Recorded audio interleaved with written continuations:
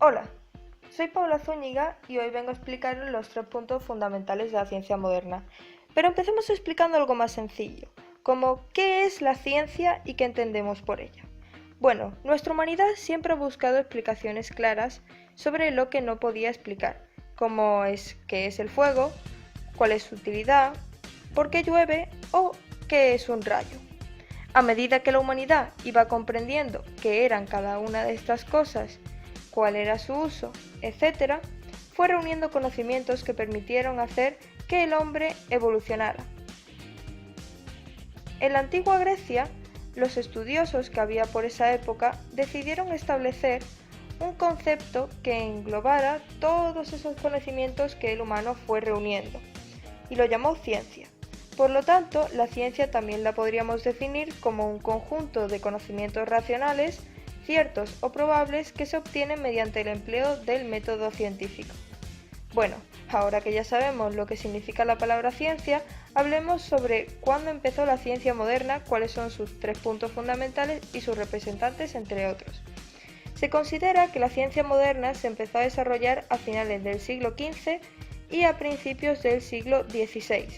Algunos de sus mayores representantes son Galileo Galilei, quien descubrió el péndulo y planetas, Nicolás Copérnico, que desarrolló la teoría heliocéntrica, Isaac Newton, famoso por descubrir la ley de la gravedad, y Kepler, conocido por descubrir una importante ley del movimiento planetario.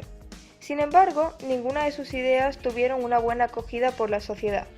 Es más, todo lo contrario, fueron tratados como locos y algunos fueron condenados a muerte, como Galileo. Pero, ¿por qué la sociedad trataba como locos a personas cultas como eran los científicos? Bueno, es muy simple. La sociedad de esa época creía firmemente en sus tradiciones, principalmente en la religión, y como las ideas científicas contradecían a las religiosas, resultaba una barbaridad y una ofensa hacia la sociedad que los científicos pensaran así. Si los científicos no eran las personas con más poder de la época, entonces ¿quiénes eran? Pues eran personas como reyes, nobles, duques, marqueses, archiduques o gente de la iglesia como monjes, clérigos o curas. Aunque fuesen personas que no fueran cultas y por lo tanto ignorantes, su poder era mucho más alto que el de los científicos, ya que era debido al carisma o a las tradiciones, aspectos fuertes que hacían que la sociedad los apoyara antes que a científicos. Vale, y yendo al grano, ¿cuáles son los 3 puntos fundamentales de la ciencia moderna? El primero admite la ignorancia, dando a entender que no todo lo sabemos, ni siquiera actualmente. Incluso se puede demostrar que en un futuro, al adquirir nuevos conocimientos, es posible que conceptos de hoy en día den erróneos. Entonces este punto nos explica que no todo es 100% verdadero. El segundo punto nos quiere decir que tras admitir la ignorancia, se buscan nuevos conocimientos para dejar de ser tan ignorante y entender las cosas. ¿Pero cómo se buscan nuevos conocimientos? Mediante las matemáticas y las observaciones, y así se hacen nuevas teorías. Y por último, el tercer punto explica que se usan nuevas teorías para adquirir nuevos poderes, y con esos poderes llegan a desarrollar nuevas tecnologías que ayudan a evolucionar a la sociedad.